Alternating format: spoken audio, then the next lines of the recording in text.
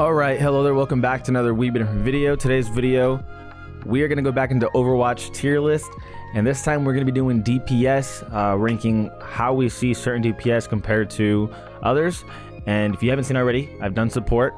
And honestly, one thing that I think people will understand is that it's all opinion. And if you don't understand it, you probably should take the time to think about that nothing here is really factual. But with that being said, hopefully I can give good explanations as to why I believe certain characters are where. I will, of course, take into account their role and also who they take out, like if they do have counter picks and their ultimates, if it's good, how easy they are to learn and all that kind of stuff. And yeah, so first things first, we got Ashe right here. I think Ashe is just a really good character. She provides steady damage output from a solid range. If someone does rush her, she does have her little gun to push him back real quick so she can get some reinforcements and maybe communicate with her teammates like, hey, someone's rushing me. Her bomb does so much damage over time, it's kind of crazy. Her ultimate Bob is one of the best ultimates in the game for DPS. Probably just in the game period, definitely up there. So yeah, Ashe is just a really good character.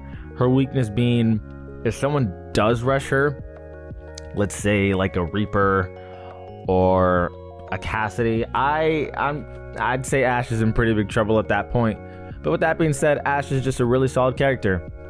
Bastion, I would say Bastion's definitely low B.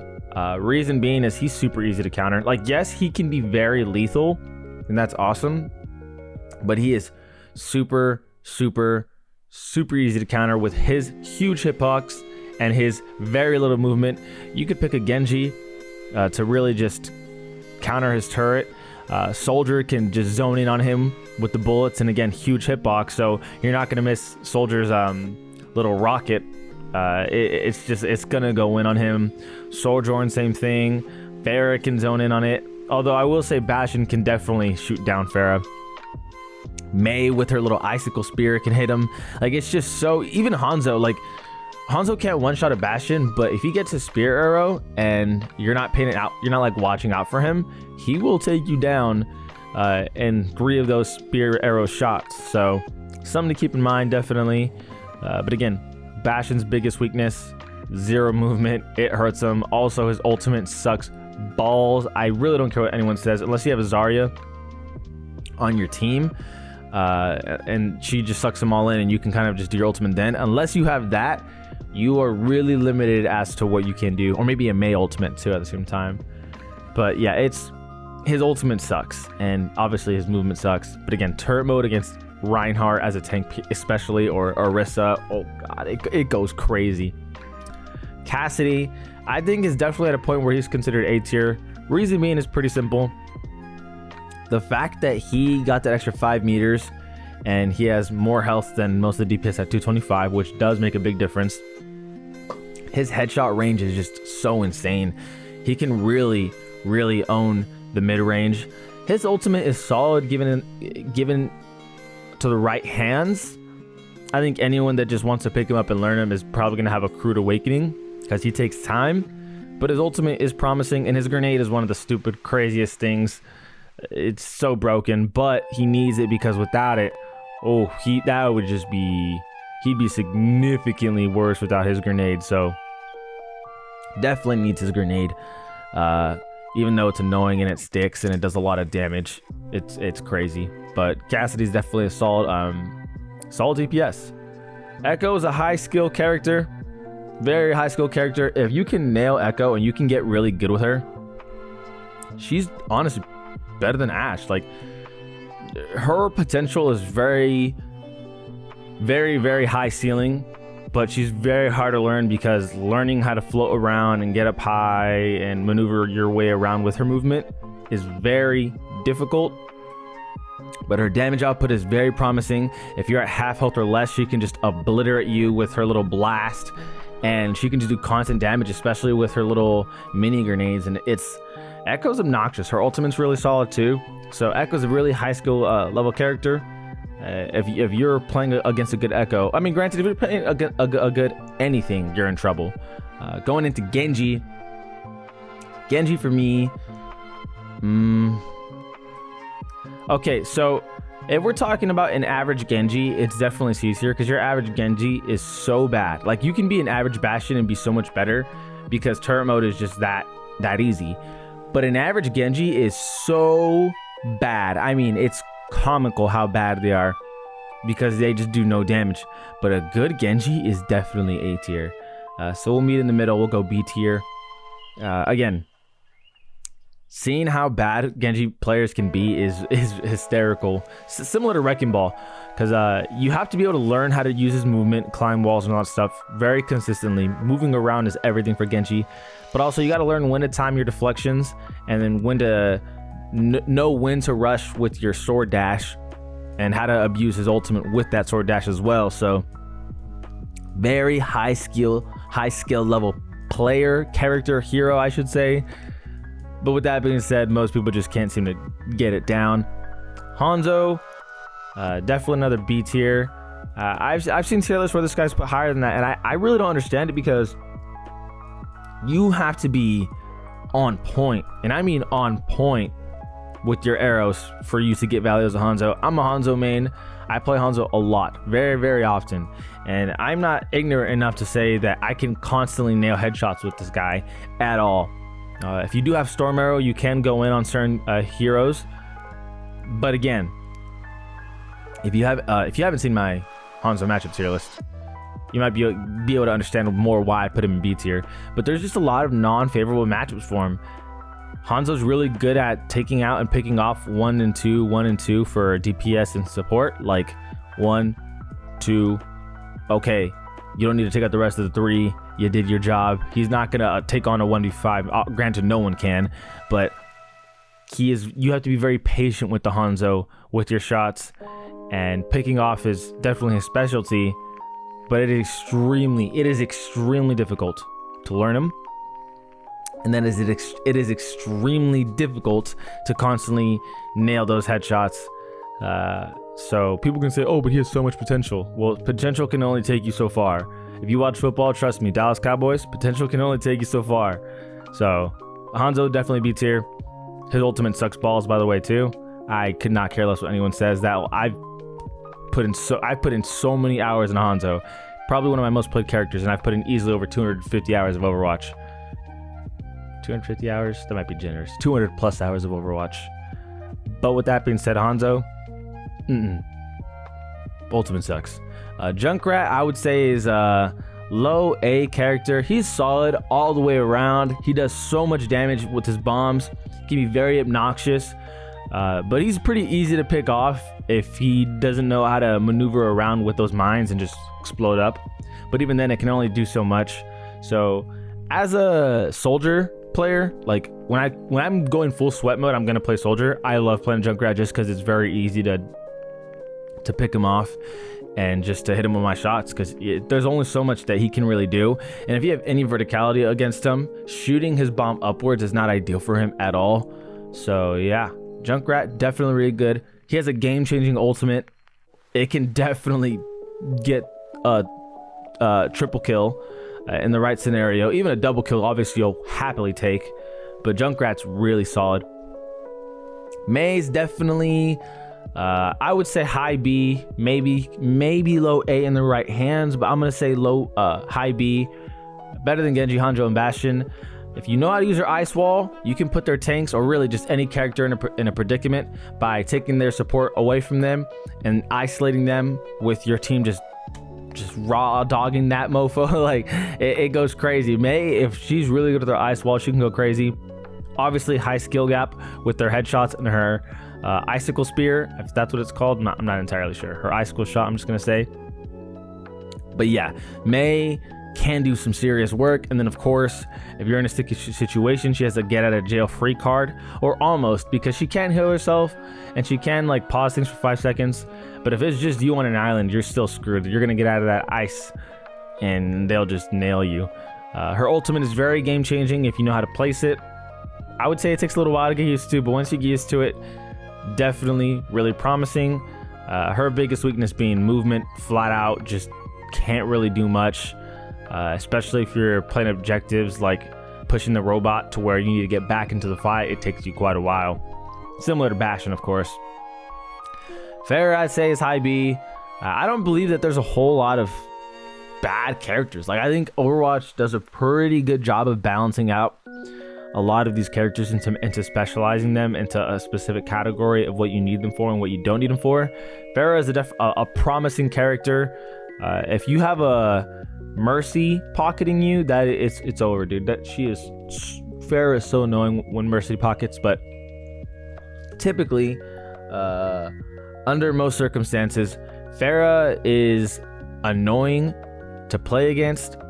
But if you have someone like Bastion, Soldier, maybe Cassidy, depending on the distance, or an Ashe especially, at any given time they can just pick you off when you're flying. But good movement is key with Pharah, and she just does really strong damage with her freaking rockets. Her ult is solid. You can definitely solo ult someone and just nail them off. It's not like a Hanzo to where you could just botch it. I feel like it's really hard to botch Pharah. Like, you can definitely get at least a kill with Pharah's ultimate. Going into Reaper has definitely fallen off really, really hard. What used to be a really solid character, especially when Roadhog was prevalent, he's just not that good anymore. Reason being, his ult, it's so easy to just stun him, and people can take away his ult, which is stupid. 2, it's easy to read people when they're gonna ult because they get way more close and personal than they typically do. Yes, he does have a free get out of jail free card, which is really good, obviously, and he needs it for his kit very much. Obviously, he has 250 HP, but you have to be so close, and most maps you don't like. It's very, you have to be very strategic to be in close quarters, because a lot of maps are really just open area. So you got to know what you're doing as a Reaper. You got to know when to flank, and you got to know when to use your ult, and try not to be obvious about it. It's really hard, but you have to try not to be. But it's just, I want to say having 8 bullets too in his little shotgun suck. Like, 8 bullets honestly is not enough. That's pretty low. If they buff that, they don't need to do much with him. If you give him like 12, I would say he probably goes to A tier just with 12, because having to reload that thing constantly is freaking annoying. And they're not giving him a damage. I mean, I guess you could be giving him a damage per second boost because it's more bullets, but similar to Zenyatta, like, they just give him 5 balls. Pause. 5. And like, it helps so much. So they give Reaper 12 shots instead of 8. That would honestly help a lot. Moving forward, Sojourn. I'd say Sojourn's a low A now. I definitely think she's dropped off because she has no range now. Like, she just does not. The shots just scatter everywhere, and they've nerfed her what feels like to the ground compared to, she's like nowhere near what she used to be. Her little charge shot, not the charge shot, her R1 ability for PlayStation. I don't know what it would be for Xbox, but the ball that she shoots, it used to slow down enemies. Now it doesn't even do that. It just does damage, and it takes 15 seconds to come back, which is ridiculous. Her slide is 7 seconds now, which is just crazy. Her railgun, period, just is so not the same. She does so much less damage per second. Her charged shot railgun can no longer one-shot headshot at really a distance, and you can use it to finish out fights. But the problem is charging it up is so much slower. Like, Sojourn is just nowhere near where she used to be, which is a good thing, but a bad thing because I think they nerfed her a little bit too much. Like, just a bit too much. She doesn't feel like, I don't know. I feel like in the right hand, she could definitely go off, especially since her ultimate's really good. And she still is low A, so they're definitely not going to buff her, at least I don't think. But she's just not fun anymore. Soldier 76 is a really solid character through and through. I'd say he's better than... Yeah, I think Soldier's a really solid character in the right hands. As long as you don't get too up close and personal. Or maybe not better than Ashe. But as long as you don't get too up close and personal, you could absolutely obliterate a lot of opposing DPS and support. He goes pretty crazy, especially him being a little bit self-sufficient in his healing, that he can heal himself.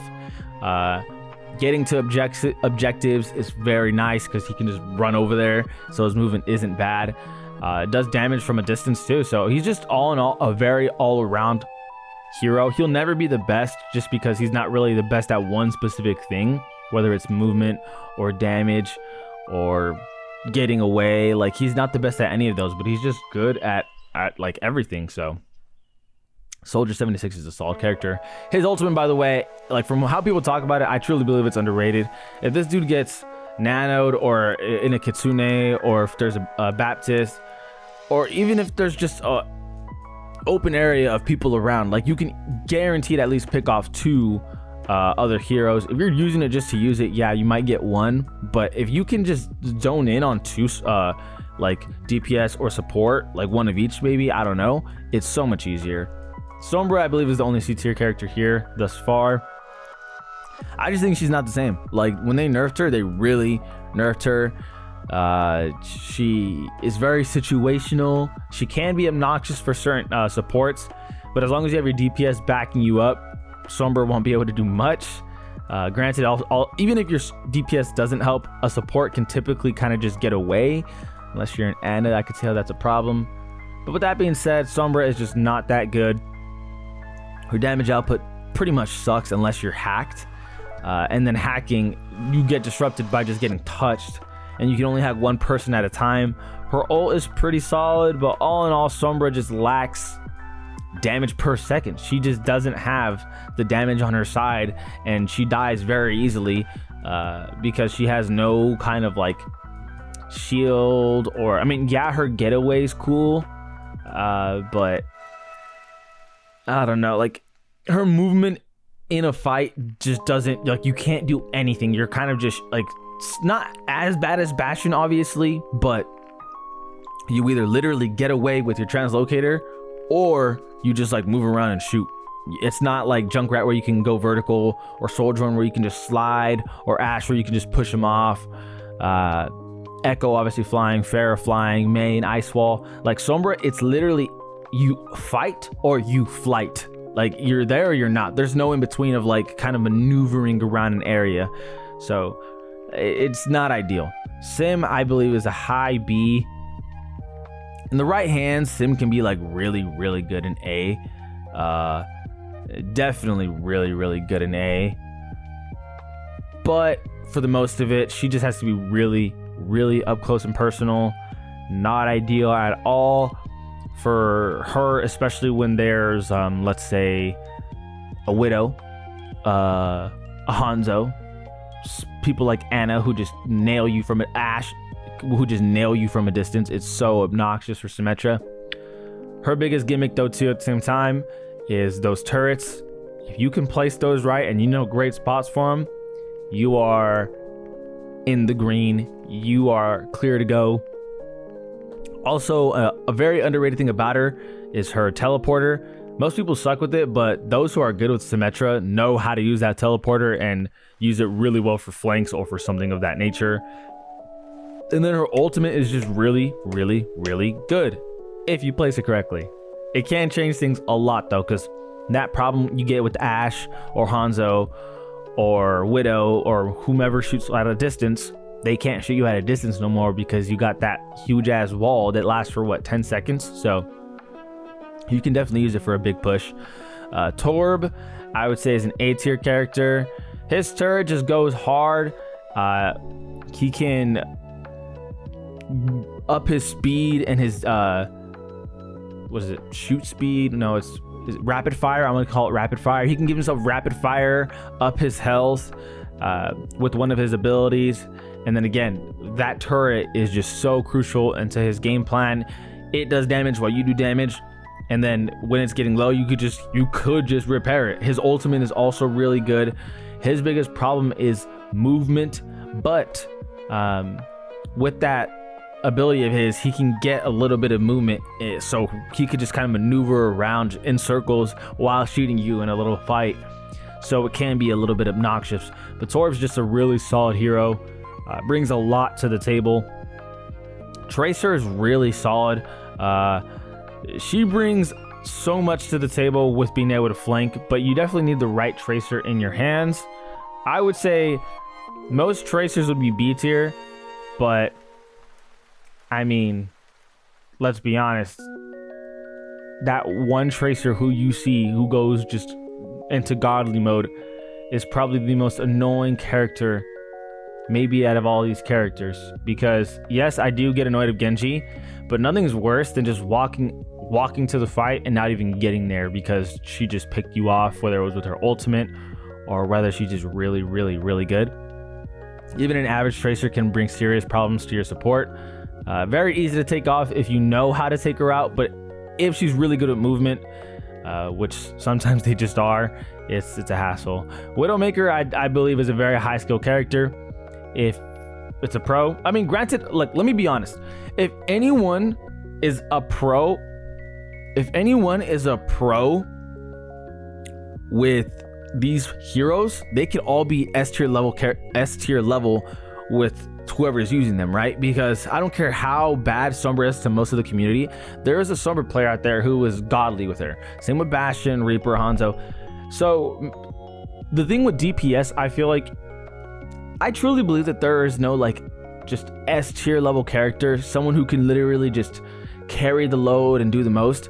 At that point, I think it's up to the player. Like, unlike support, where I believe Mercy and Kiriko can just change the game on any given team no matter what, I think DPS is just so dependent on the player. Like, DPS is one of those to where you can get countered, so you have to be able to make changes. 2, map dependent. There's maps where I really like Hanzo and maps where I really hate Hanzo. Same with Reaper, Cassidy as well. So DPS is like, it's like one of the hardest things to main one particular hero unless you're just like godly with them. Like Widow, for example. There's some maps where not a lot of distance that you can just snipe from, and it's a little more close quarters than you'd like. So Widow's not as ideal. But somebody who's just a Widow main and who's just a god with Widow, it doesn't matter. They're not gonna have a problem in any map because they'll pick you off regardless. So I think DPS is honestly the only category of the three. Oh, what the freak? Only category of the three where it's honestly super player dependent on how it goes and what it's based off of. But if we're just talking about presets and we just give any one player or one character, I believe that this would be how it looks. There's going to be some people that disagree with me, and that's totally okay, because DPS, I believe, is one of the most universally not agreed upon since there's so many. But also, again, the amount of tools and the amount of skill sets that each of these heroes require from the player is just vast. Like, so many players are going to want and need so many different things from all these heroes. So my best recommendation is to honestly just do your best to play all of them and then learn matchup advantages and map advantages and just try to go from there. Because when I see a Reinhardt, I'm going Bastion. When I see Mad Maggie, I feel like that opens the door to a Soldier, Sojourn, Hanzo maybe. If I see Orisa, I really do like Hanzo. If I see a Roadhog, that opens the gate for a Reaper, who Reaper I typically don't like using at all. But if I see Roadhog, I definitely like Reaper a lot more. Same with Winston, I like Reaper a lot more. So there's just a lot of matchup advantages and disadvantages that you can go off of. I will say the most prevalent characters in the game are, for tank, probably Orisa, Sigma, Zarya that I can think of, and someone like Genji isn't gonna do jack to Sigma. Hanzo isn't gonna do jack to Sigma. Reaper probably won't do much to Sigma. Bastion is not gonna get it done against the Sigma. So that's where they get put at a huge disadvantage. But typically players like Echo, Tracer, Ashe, Torb, Soldier can just, no matter who you're up against, really, they can kind of hold their own. Widowmaker, most players are definitely D tier with her, but Widowmaker herself, her ceiling is so high, she has to be an A. So this might be the most controversial tier list that you've seen because I have no one in S. I truly believe that there's not one big dog, there's not one dominant character. This might be the first tier list you see where there's no one in S. But in all honesty, that's how I feel about DPS on this game. Like, there's just not one specific character that runs the show. Previously, Sojourn used to be that one character that ran the show, but honestly, not anymore. And for me, do I think that Echo is the best DPS in the game? I'd say like the best Echoes can bring the most problems, sure, but you could say the same thing about Tracer, Ashe, Torb. So I don't want to say Echo's the best DPS in the game, because that just, to be honest, that doesn't feel right to me. But I think that you could really just all these characters. I mean, so yeah, how do you guys feel about me not putting anyone in S tier? Do you agree? Do you disagree? Let me know why. I've seen a lot of videos, and in a lot of the videos I've seen, I know Tracer's up there, I know Echo's up there, I know Ashe is up there. I've seen Symmetra and A in some videos. I've seen Hanzo and A in one video. I've seen Genji and A in a video. I've seen Sojourn and S still in a video. Yeah, a lot of opinions. A lot of people are going to feel a type of way. Me, I just don't think there's an S tier, a clear cut, very obvious at this point in time for Overwatch. Maybe that'll change soon, maybe it won't. But as always, I appreciate you guys for watching. This is Ali Been Different. We've been different. And we out.